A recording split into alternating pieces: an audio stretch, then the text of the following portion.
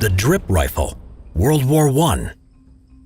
During the evacuation of Gallipoli by the Allies, which started in December 1915, an ingenious invention was constructed on the battlefield by Anzac forces to deceive the Ottoman enemy into thinking a large force was still firing back at them, when in reality, the rifles were shooting without a person pulling the trigger. This invention, which was called the drip rifle, or pop-off rifle, was developed by an Australian called Lance Corporal William Scurry, who was assisted by his friend Bunty Lawrence. It worked by using 2 ration tin cans, one filled with water with a hole punched in it, and the other empty and attached to the rifle's trigger using string. The rifle was loaded and fixed in position with sandbags. Over time, the water would drip out of the first tin can, filling the lower can until it had reached a certain weight, pulling the trigger and firing the weapon. By this time, the soldiers were long gone, but from a distance, it would give the impression that the position was still manned. The variation in methods and weight would also make the shots appear at random times and intervals. This deception was put to the test alongside mannequins and dummy artillery pieces on the last night of the evacuation from Gallipoli.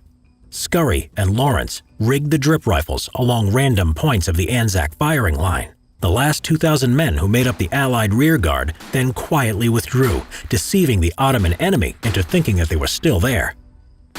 The rear guard would evacuate successfully without any casualties. Scurry was later awarded the Distinguished Conduct Medal in recognition for his invention. The Krummlauf, curved barrel. In 1943, Germany started researching and developing the Krummlauf, or in English, curved barrel. It was an odd-looking device designed to fill requests from German tank crews so that they could more effectively engage Soviet troops as they climbed onto their vehicles and attacked the blind spots of their existing machine guns. Early on during testing, the German military realized that the concept would also be beneficial to infantry in trenches or in urban combat. The gadget could allow the soldier to shoot at angles without exposing his head, such as around a corner of a building. At first, the Krummlauf was only designed for Germany's service rifle, the Kar-98K. After the adoption of the MP43, later called the Sturmgewehr 44, all testing was centered around the new weapon and its new caliber, the 8mm Kurz. The result of much testing was the 2 optimal degree angles for the curved barrel, 30 degrees and 90 degrees. The 30-degree barrel, named the Vorsatz J, was intended for infantry use and had a periscope mounted on the barrel for aiming, while the 90-degree barrel, or the Vorsatz P, was developed for vehicle use and was intended to be used in a ball mount so that the vehicle crew would not have to expose themselves. This design was not flawless. Barrels were prone to warp or explode under continual use and pressure, and the bullets tended to break up on the curve, which would give it a shotgun-like effect in some cases. The Krummlauf was issued too late in the war to see much combat or make much of a difference in any battle. After the war, both the American and Soviet militaries experimented with the design. During the Korean War, American tank crews encountered the same issues as the German crews many years before. As a result, the U.S. Army developed an M3 grease gun with a curved barrel for tank crews to defend against inbound Korean and Chinese infantry. The Soviets seemed even more interested in the design and developed many firearms with curved barrels. Early developments were based around the PPS-41, while later designs were based around the SG-43, RPD, and even the AK-47. Tankgewehr M1918, World War I tech. The Mauser 1918 T-Gewehr, also known as the Tankgewehr M1918, was designed in 1917 and mass-produced beginning in May 1918 as a response to the appearance of British tanks on the Western Front. While 7.92mm K bullets and reversed bullets had been somewhat effective at penetrating the armor of the first British tanks on the battlefield, the debut of the Mark IV tank at Messines in June 1917 had increased armor that reduced their effectiveness. Artillery was the primary method against enemy tanks, but the German army also needed to reduce tank panic on the front lines by introducing a new weapon. They urgently approached the GPK, or Gun Testing Commission, to develop a weapon capable of penetrating 25mm armor from 250 meters or 273 yards away to counter this threat. In the meantime, all that could be done was to widen the trenches and deploy field guns close to the front. the GPK commissioned the Mauser at Ubendorf am Neckar. First, they had to develop a new 13mm anti-tank armor round in collaboration with the Polte Patronenfabrik ammunition manufacturer. Next was the rifle itself, which was essentially a scaled-up version of the standard Gewehr 98 infantry rifle. A lengthened barrel and pistol grip were added, and the MG08/15 bipod was fitted because of the weapon's heavy weight. Its name, Tankgewehr M1918, translated as Anti-Tank Rifle Model 1918. It was a single-shot bolt action with a round manually loaded into the chamber after each shot. With the bipod, its weight was 18.5 kilograms or 41 pounds, so it had to be fired from the prone position or from a trench. The weapon's effective range was 500 meters or 550 yards, with rear sights via a V-notch. It would require a gunner and an ammunition bearer, both of which were trained to fire the weapon. The Tankgewehr's massive 13mm cartridge and lack of recoil compensation, such as a soft butt pad or muzzle brake, created such a kick that it could literally break the shooter's shoulder if held incorrectly. After firing just 2 to 3 rounds, a gunner would be left breathless and bruised. Overall, the weapon did what it was intended for and could punch through enemy tank armor. The Tankgewehr M1918 became the first anti-tank rifle and the only one of its kind to see combat in the First World War, with approximately 15,800 rifles produced. The APS Underwater Assault Rifle.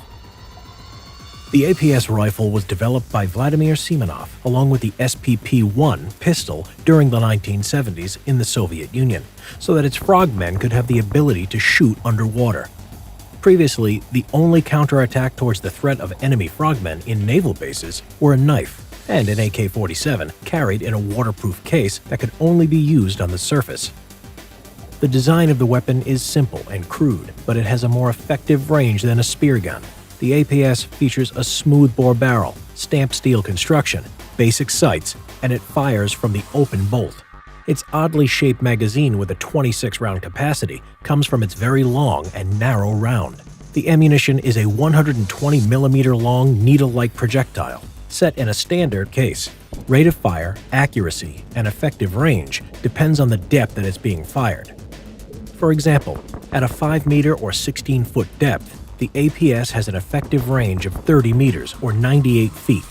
If the frogman goes down to 40 meters or 131 feet deep, the range decreases to 11 meters or 36 feet.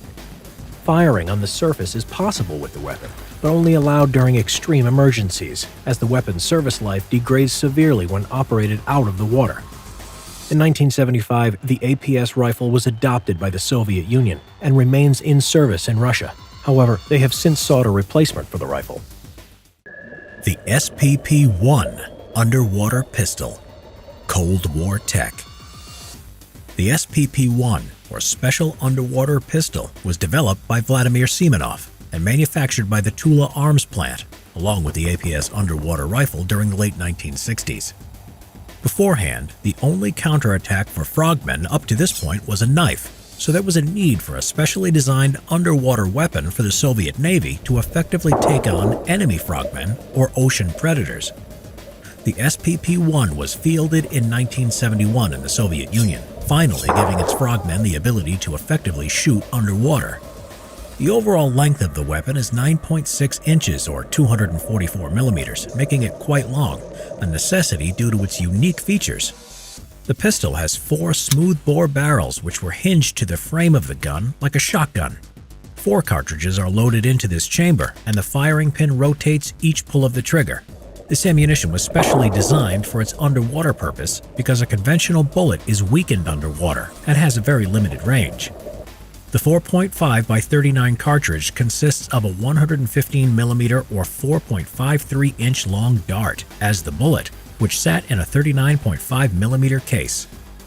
These bullets are drag stabilized underwater, and its range decreases as the depth increases.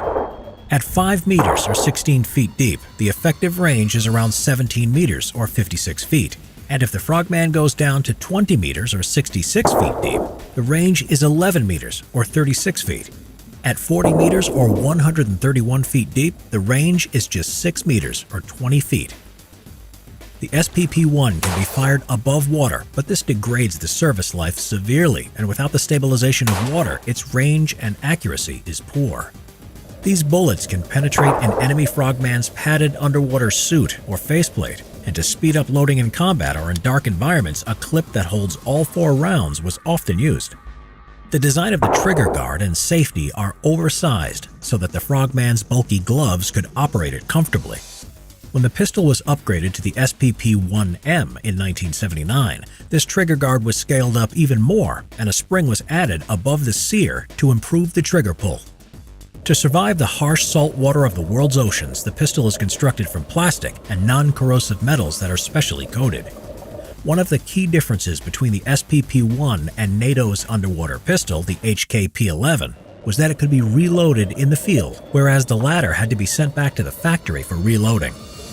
The SPP-1 underwater pistol is still used today by Russian forces, and the Chinese also copied the design as the Type QSS-05 underwater pistol. The FP45 Liberator.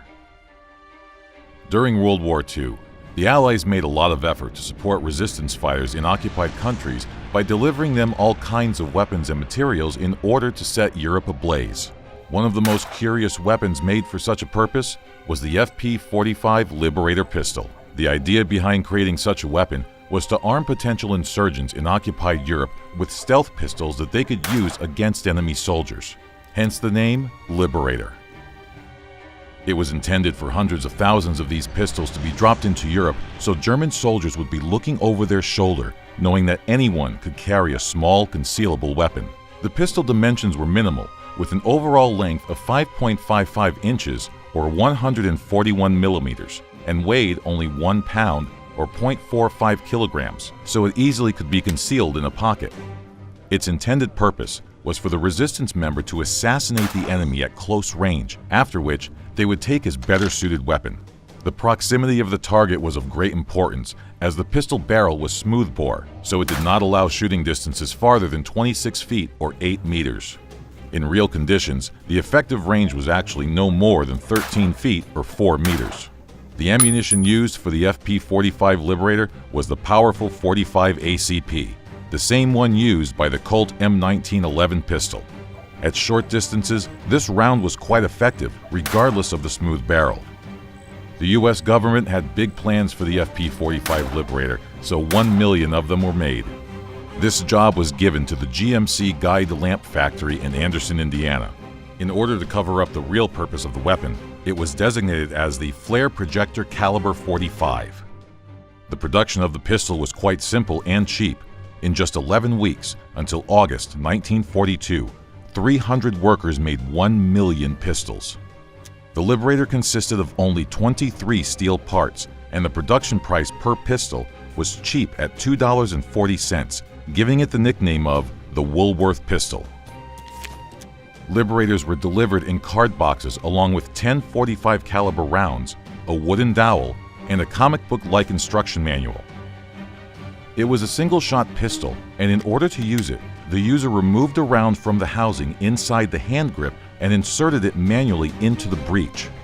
Reloading was more complicated, as the user had to unlock the breech and poke out the empty case with the help of the wooden dowel. Despite big plans, Liberators were never used on the scale that they were planned for. Only a small portion of the entire production run reached resistance fighters in Europe and the Pacific, and there is no written evidence of anyone using it with success. After the war, most were either thrown into the sea or melted down. PPS, anti-tank weapon. PPS stood for Projector Infantry Anti-Tank and was the main British anti-tank weapon of World War II. British soldiers were equipped with the Boys anti-tank rifle. Even during the early stages of the war, the Boys rifle, as well as other anti-tank rifles, were considered obsolete. It had insufficient power to penetrate the average tank armor, so it was clear that it had to be replaced with a more powerful weapon. The idea of the first British portable anti-tank weapon was brought up by Lieutenant Colonel Stuart Blacker. His Blacker Bombard was actually a spigot mortar modified for an anti-tank role. The weapon could launch high explosive bombs. Its later portable version, known as the Baby Bombard, was used as a model for the Piat. Blacker's design was improved by Major Millis Jefferies, who was in charge of the Special Weapons Development Organization called Ministry of Defense 1, or simply MD1. This unit was responsible for creating a number of secret weapons for the British Army during the war. Because of its nature, the organization was also known as Churchill's Toy Shop. Major Jefferies adopted the Bombard to be carried and operated by one soldier. The weapon bypassed standard tests and trials as it was of greatest importance to put it in action as soon as it was possible. Production of Piats began in August 1942. A strange thing for the weapon was that at the beginning, the main manufacturer was the Imperial Chemical Industries Limited, which was not an ordnance company. The Piat resembled a heavy tube made of sheets of steel and was 39 inches or 0.99 meters long and weighed 32 pounds or 15 kilos. The tube housed a spigot mechanism and a firing spring. There was also a trigger mechanism attached and a monopod. The rear end of the weapon had padding to rest the shoulder. The front end was made in a shape of a trough, with a movable spigot rod on which a projectile was placed. The Piat launched high-explosive anti-tank projectiles with a shaped charge. This novel charge allowed Piat projectiles to penetrate through 4 inches of armor. Its projectile tail was made in the shape of a hollow tube, into which a propellant charge was inserted. Piat projectiles were effective against all tanks at distances of 115 yards or 105 meters. The entire operation of the Piat was very simple. When the trigger was pulled, the spigot rod was pushed by the spring through the hollow projectile tail, which ignited the propellant charge. The propellant explosion launched the projectile and pushed the spigot back against the spring and cocked the weapon for the next firing. So it was only before the first launch that the Piat had to be cocked manually. The Piat's simple design and spigot mortar system gave it an advantage over rocket launchers such as the Bazooka and Panzerfaust. Since it didn't require a complex rocket mechanism, it was very easy to make, and more importantly, it was very cheap. From August 1942 until the end of the war, the Imperial Chemical Industries and other manufacturers produced around 115,000 weapons. Another advantage the Piat had was its ability to launch high-explosive grenades and smoke grenades. Also, since it used a spigot mortar system, there was no backblast, which allowed the Piat to be used from buildings and other confined spaces. This was impossible to do with rocket launchers without harming everyone inside the room. Despite these advantages, the Piat was quite unpopular among British and Commonwealth soldiers because of its many disadvantages. The first one was that it was large and unwieldy and therefore difficult to carry around. Another, more important drawback was the difficult and awkward process of the Piat's initial cocking. To do it, the weapon had to be put vertically, with the soldier's feet standing on the shoulder padding. The tube was then turned to unlock and pulled upwards to load the spring and to attach it to the trigger mechanism. Once the spring was attached, the tube was pulled down again and turned back to lock. Not only was this entire operation complicated, it was especially difficult for short soldiers, not to mention that it was almost impossible to complete when in prone position. The Piat also had a fairly big recoil, which very often caused injuries to its users, and also had issues with round reliability, which would mean that the whole cocking process would have to be done again in battle.